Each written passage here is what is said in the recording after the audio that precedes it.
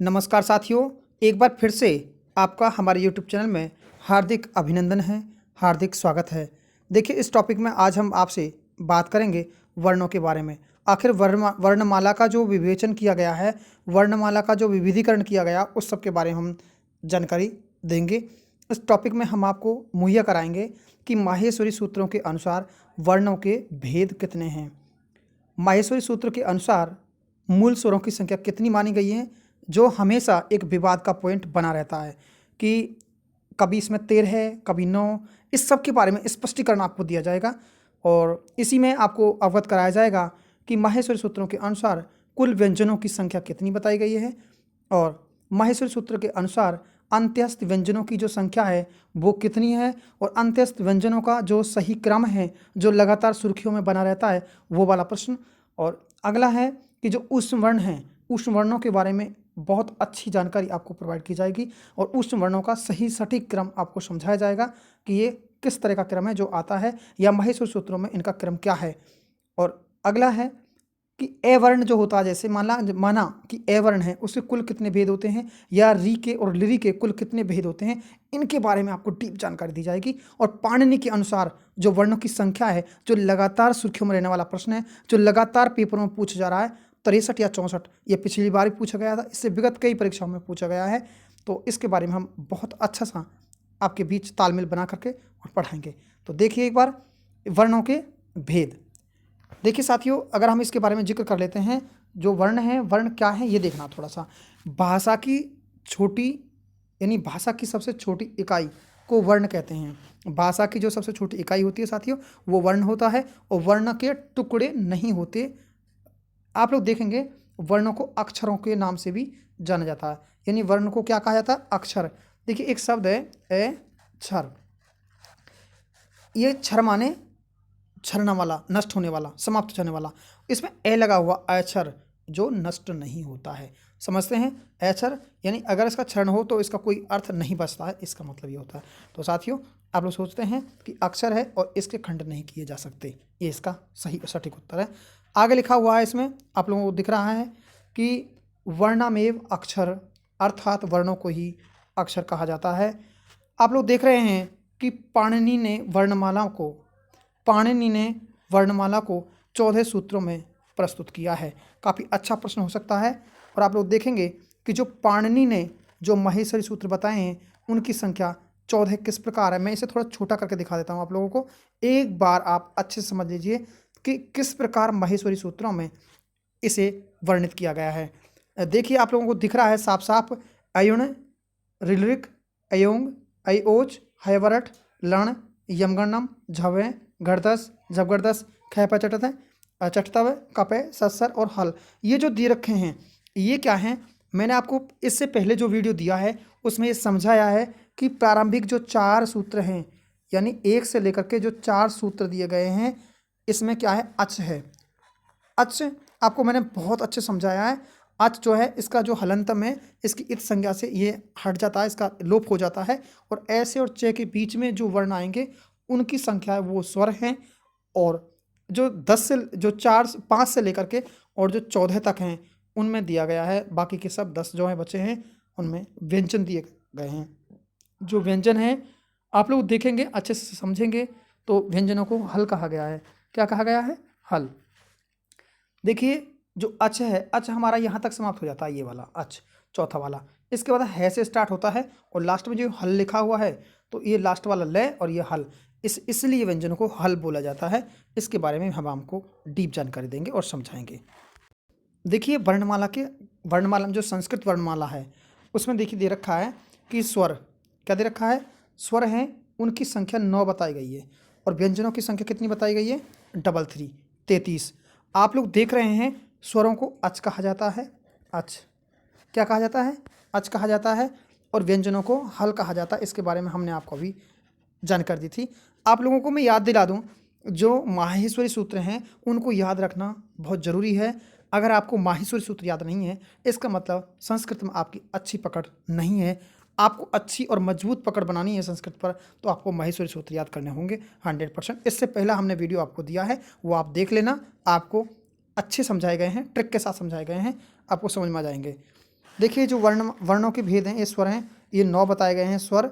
ये जो स्वर हैं, ये जो दिखाए गए हैं, यही मूल स्वर हैं।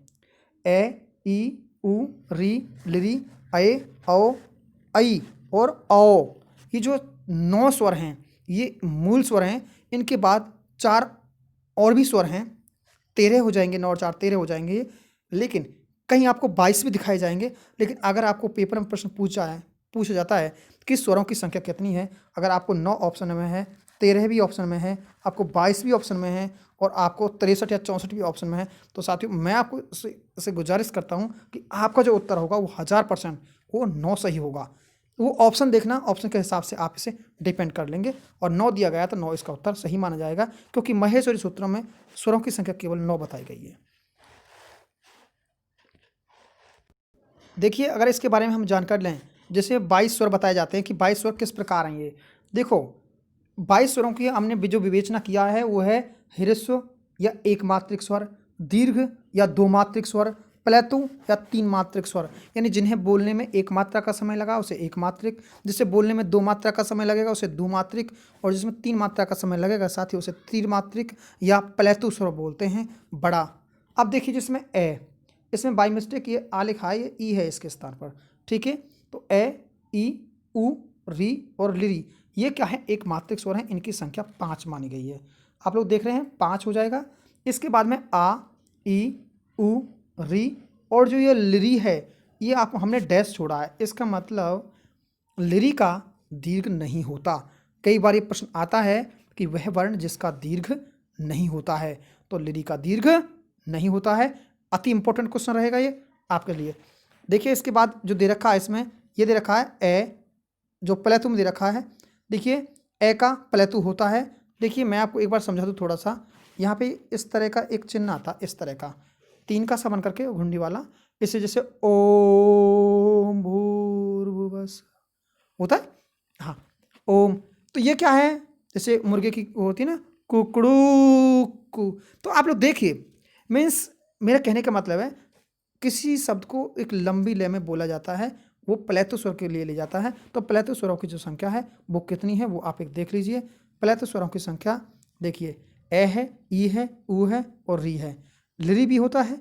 आप देख रहे हैं जो ये जो वर्ण हैं, जो पहले वाले जो वर्ण हैं, इनके दीर्घ भी होते हैं। इनका री का जो लिरी है इसका दीर्घ नहीं होता, प्लेतु होता है।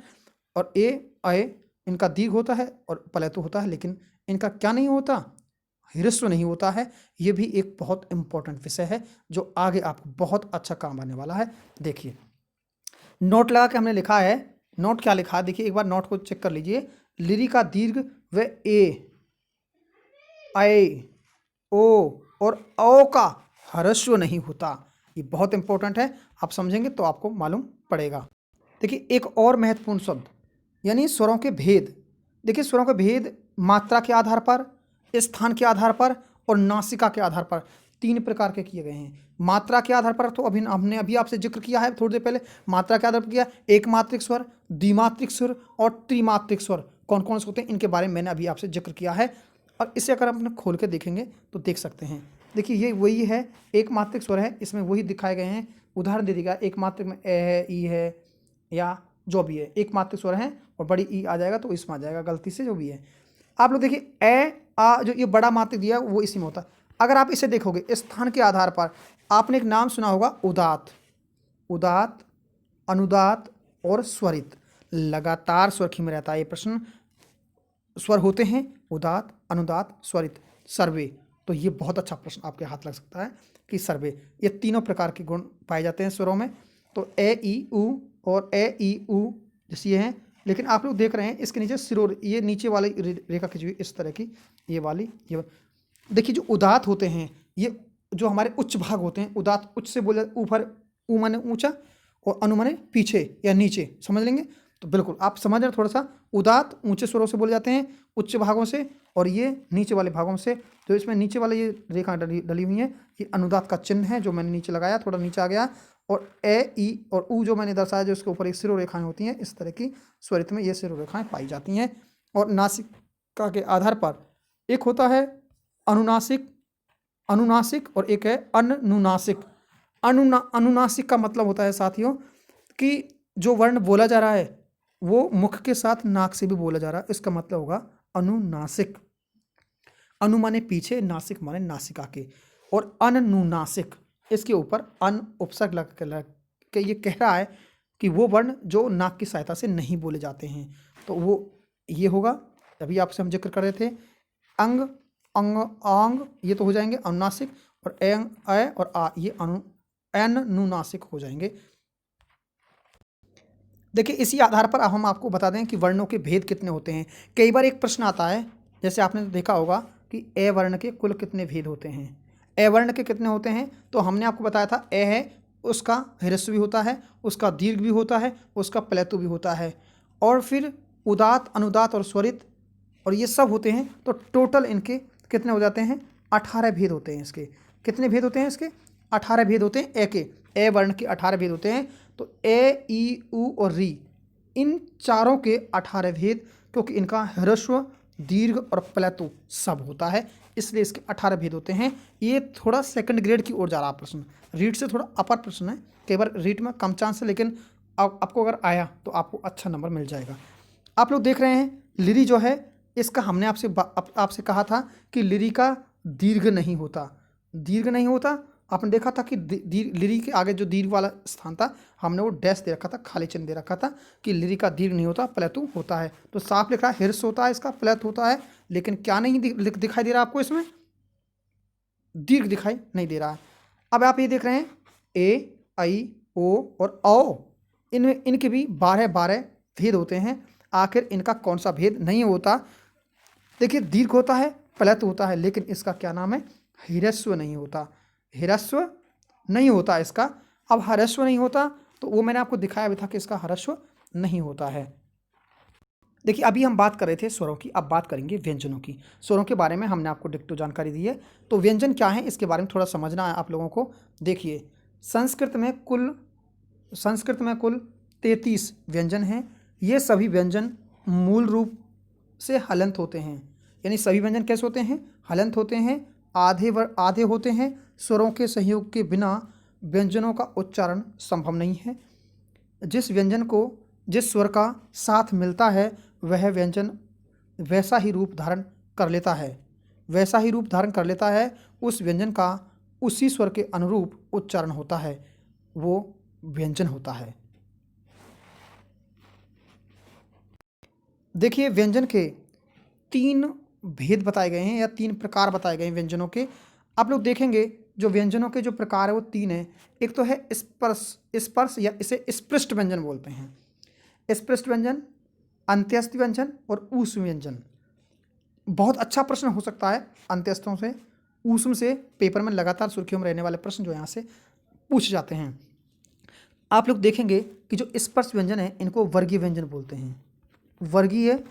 बोलते हैं, जबकि अंत्यस्थ और ऊष्म व्यंजन को अवर्गीय व्यंजन कहा जाता है। मतलब स्पष्ट या स्पष्ट व्यंजनों को वर्गीय व्यंजन, जबकि अंत्यस्थ और ऊष्म व्यंजनों को अवर्गीय व्यंजन भी कहा जाता है। यह प्रश्न पेपर में आता है। और अंत्यस्थ व्यंजनों को अर्धस्वर के नाम से जाना जाता है, वो हम आपसे जिक्र करेंगे। देखिए इसी में क्या है, स्पर्श व्यंजन दे रखे हैं। वो स्पर्श व्यंजन कहाँ से कहाँ तक हैं वो आप समझना है। देखिए कैसे लेकर के मैं तक, कम बोलते हैं इसको, तक कुल 25 व्यंजन हैं। स्पर्श व्यंजन यानी कुल 25 स्पर्श व्यंजन हैं, जिनका उच्चारण करते समय हमारी जीभ या जिह्वा मुख के अलग अलग स्थानों पर स्पर्श होती है। तो इनका जो स्पर्श भाग है वो भी अलग अलग है, वो हम आपको अलग वीडियो में बताएंगे कि उच्चारण स्थानों का ट्रिक क्या है। तो साथियों हमारा जो चैनल है वो जीके बाय विनोद सर है। यदि आप लोगों ने हमारे चैनल को सब्सक्राइब नहीं किया है तो सब्सक्राइब कर देना। देखिए आगे बात करेंगे। देखिए जो ये व्यंजन दे रखे हैं, इसमें क्या दे रखा है कि जो वर्गीय व्यंजन हैं वो ये हैं क, च, ट, त, प। अब पेपर में प्रश्न पूछ जाता है कि प्रथम जो वर्ण है, वर्ग का प्रथम वर्ण। आप लोग देख रहे हैं, ये देखिए वर्ग का प्रथम वर्ण क, च, ट, त, प है। वर्ग का 5वां व्यंजन है, वर्ण का 5वां, वर्ग का प्रत्येक 5वां वर्ण यम गणनम कहलाता है। आपने ये सुना होगा निश्चित रूप से। तो ये कुल मिलाकर के ये वर्ण है, पहला, दूसरा, तीसरा, चौथा, मतलब क, च, ट, त, प, ये वर्ग हैं साथियों। इनसे हम इनका रूप निकाल लेते हैं। इनकी संख्या 25 बताई गई है। ये 25 हैं, वर्गीय व्यंजन बोलते हैं इनको। देखिए इसी में हम बात करेंगे अंत्यस्थ व्यंजनों के बारे में। किसके बारे में बात करेंगे? जो अंत्यस्थ व्यंजन हैं, ये वो व्यंजन हैं जो स्वरों और व्यंजनों के बीच में या अंत में होते हैं, य व र ल। आप लोगों को याद दिलाऊं मैं, आपने जो 4 सूत्र पढ़े हैं, जो 4 सूत्र पढ़े हैं आप लोगों ने माहेश्वर सूत्रों के, उसके बाद जो सूत्र शुरू होता है 5वां हयवरठ, तो आप लोगों को पता होगा। देखिए मैं आपको पहले साफ कर देता हूँ, उसको फिर लिख देता हूँ। देखिए ह य व र ट, और इसके बाद 6वां जो सूत्र है वो है लण। देखिए है हट जाएगा यहाँ से ये, व, रे और ये लण वाला ल, क्योंकि ये टे भी हट जाएगा, क्योंकि ये क्या है हलंत से इत संज्ञा हो जाएगा। तो बचा क्या? ये, व, रे, ल। साथियों सुर्खियों में रहने वाला प्रश्न लगातार पेपर में पूछ जाता है। आप हिंदी की बात करोगे तो वो ये वे रेले होता है, जबकि संस्कृत में ये वे रेले, जबकि हिंदी में ये रे ले वे होता है। तो आपको हयवरट जो हमारा 5वां सूत्र है वो नहीं भूलना है किसी भी कीमत पर। तो साथियों ये आप लोग देख रहे हैं, तो इन वर्णों के बारे में आपको जो जानकारी दी जा रही है इसे ध्यानपूर्वक आप समझ। देखिए इन वर्णों में ऊष्म वर्ण क्या है? ऊष्म व्यंजन। अगर ऊष्म व्यंजनों के बारे में हम जिक्र करेंगे, ये इनके उच्चारण के समय मुख से गर्म वायु निकलती है।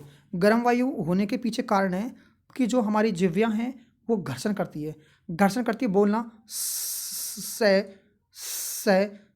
बोलते हैं, घर्षण करे तो इस गर्माहट महसूस होता है। ये भी एक अच्छा प्रश्न हो सकता है, इनका भी क्रम पेपर में पूछ जाता है। कुछ छात्र समझ नहीं पाते हैं कि जो ये वाला स है इसे हम क्या बोलें। टीचरों के सामने ही बच्चे नजर आते हैं, कहते हैं कि सब ये 21 वाला स है। नहीं साथियों, ये 21 वाला स नहीं है, इसे हम तालु से बोलते हैं। क्या बोलते हैं? तालु से बोलते हैं। जो ये कटा हुआ स जिसे लोग बोलते हैं, तो सर ये मूर्धा स है, ना कि कटा हुआ स। और जो तीसरा जो स दे रखा है जिसे लोग सड़क वाला स बोलते हैं, ये साथियों दंती स है। इनके बारे में जानकारी। तो अब इसके बाद में संयुक्त व्यंजन है, उन संयुक्त व्यंजनों के बारे में हल्का सा जानकारी ले लीजिए। तो संयुक्त व्यंजन क्या है ये देख लीजिए थोड़ा सा, कि छ, त्र और ग ये संयुक्त अक्षर हैं। ये क और से छत्र बनता है, तय से और रे से त्रय बनता है, और जय से और य से साथियों ग ज्ञानी जो बनता है। ये जो आपके संयुक्त अक्षर थे इनके बारे में हमने आपको जानकारी दी है। ये समझना, कई बार ये भी पेपरों में पूछ जाता है। देखिए अब हम बात करेंगे अयोगवाह वर्णों की। कौन से वर्णों की? जो अयोगवाह वर्ण हैं उन वर्णों की बात करेंगे। तो इसमें दे रखा है ऐसे वर्ण या चिन्ह। देखिए चिन्ह गलत है, ये थोड़ा चिन्ह को ऐसे लिखते हैं, ची और नहीं, ये होता है चिन्ह।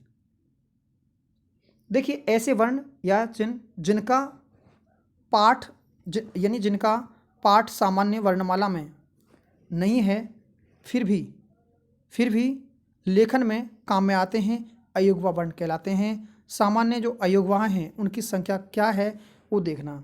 अनुस्वारों को अयोगवाह कहा जाता है, विसर्गों को अयोगवाह कहा जाता है, अर्थ विसर्गों को अयोगवाह कहा जाता है, और यम वर्णों को अयोगवाह कहा जाता है। तो चारों जो वर्ण हैं वो अयोगवाह में आते हैं। अनुस्वार आते हैं, विसर्ग आते हैं, और अनुस्वारों का मतलब ये जानते होंगे आप लोग, मैं भी समझाऊंगा। विसर्गों का मतलब 2 विसर्ग, और अर्ध विसर्ग का मतलब साथियों ये वाला और ये वाला, और यम का मतलब आपको पता लग जाएगा। डबल 5वां वर्ण आएगा, उसका पहला वर्ण वो यम वर्ण होता है। वो कैसे होता है वो आपको जानकारी देंगे। देखिए अयोगवाह वर्ण में सबसे पहले अनुस्वार आपको दिखाई दे रहा है कि अनुस्वार में जो ए के ऊपर बिंदी लग रहा है, ये अक्षर ऊपर स्थित यह चिन्ह जो है वो अनुस्वार का बोध करा रहा है। और विसर्ग जो है, ये जो ए के आगे जो 2 बिंदियां लगी हुई हैं वो साथियों विसर्ग का बोध करा रहा है। देखिए जो अयोगवाह है इसमें देखिए एक बार थोड़ा सा अर्ध विसर्ग का आधा स्वरूप यानी अर्ध विसर्ग कहलाता है। विसर्गों का आधा स्वरूप अर्ध विसर्ग कहलाता है। अर्ध विसर्ग 2 प्रकार के होते हैं। ये एक जिव्यमूलम होता है और एक होता है उपदमानीयम। उपदमानीय बहुत अच्छे प्रश्न हैं जो आप समझ पाएंगे, आप पूरा वीडियो देखेंगे आपको जरूर समझ में आएगा। देखिए जो जिव्यमूलम है इसमें क और ख होता है, पहले विद्यमान अर्ध स्वर होते हैं क और ख से। जैसे ये क है, इसके आगे 2 अर्ध हैं। देखिए आप जरा इसके बारे में मैं आपको थोड़ा समझा दूं, इन्हें अर्ध स्वर क्यों कहा, अर्ध विसर्ग क्यों कहा जा रहा है। देखिए इस तरह से है, ये इस तरह से, और एक है इस तरह से। अगर इसे इस तरह से पूरा कर दिया जाए तो इधर से हो जाएगा, इधर से इसे पूरा कर दिया इधर, तो ये निश्चित रूप से विसर्ग हो गए। हाँ, तो आप लोग देख रहे हैं ये दो अर्धविसर्ग लगे हुए हैं। जो जिव्य मूलम होंगे वो के और खे के आगे लगा होगा, ये दो ही वर्ण जिव्य मूलम होते हैं। और उपदमानी उपद में प्यारा ट्रिक आप समझ गए होंगे, पे तो पे और फे आएगा इसमें, आप लोगों को दिख रहा होगा ये पे और फे है, ये होगा जो है ये उपदमानी वर्ण होंगे। इनके बारे में भी प्रश्न लगातार पेपर में आता रहता है। अब बात करते हैं यम वर्णों के बारे में। जो यम वर्ण है इनके बारे में आप जरा देखना थोड़ा सा। जो यम वर्ण है वर्ग के प्रारंभिक 4 वर्ण कै खे गे और घे के किसी भी एक के आगे किसी भी वर्ग का 5वां वर्ण आया है, जैसे यमगंडम के रहने पर पहले के जैसे द्वितीय वर्ण को क्या कहा जाता है? यम कहा जाता है। जैसे पलकनी लिख रहा है तो जो पहला वाला कै है उसे छोड़ करके दूसरा वाला जो कै है, जो ये हलंत वाला कै, ये क्या कहलाएगा? फिर यम वर्ण कहलाएगा। कोई भी हो सकता है इसमें, आप देख लिए। ये लिख रहा है अग्नि में जो दूसरा वाला गे है, जो हलंत वाला गे है, वो क्या माना गया है? यम। जैसे घघनती में एक घे है जो सेकंड वाला, वो क्या माना गया है? यम माना गया है। इसके बाद में बहुत अच्छा प्रश्न यहाँ भी हो सकता है कि कुल वर्णों की संख्या कितनी बताई गई है? कुल वर्णों की संख्या किसके अनुसार?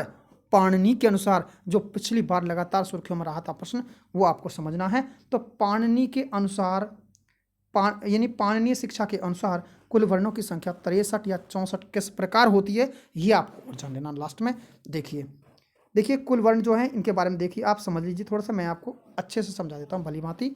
देखिए इसमें कुल स्वरों की संख्या जो है वो 22 बताई गई है। आप लोगों को पता है, मैंने आपको पहले समझाया है कि इसमें ह्रस्व, दीर्घ और प्लत्व मिलकर 22 हो गए। 42 शेष वर्ण हैं, तो 22-42 कितने हो रहे हैं? आप लोगों को लगा होगा 65-66 बहुत ज़्यादा जा रहे हैं, तो ये 21 भी माना जा सकता है। ये देख लेना थोड़ा सा, मैं समझा देता हूँ आपको। तो स्वरों की संख्या 21 या 22 हो सकती है, जिसमें से ए, ई, उ और री, ह्रस्व, दीर्घ, प्लत्व सब होकर के इनके 12 वर्ण हो जाएंगे। होंगे कि नहीं होंगे? अभी बताए थे हमने आपको पीछे। लिरी का केवल प्लत्व और ह्रस्व होता है, इसका दीर्घ नहीं होता, इसलिए इसके 2 वर्ण हो जाएंगे। तो 12 और 2 14 हो जाएंगे। अब आगे लिख रहा है ए, ओ, ए और औ में केवल दीर्घ और प्लत होता है, इसका ह्रस्व नहीं होता, इसलिए इनके 4 दूनी 8 हो जाएंगे।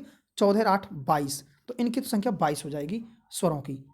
ये पाणिनि कह रहे हैं, मैं नहीं कह रहा हूँ। आगे लिख रहा है कि जो स्वरों की जो व्यंजनों की संख्या है वो कितनी बताई गई है?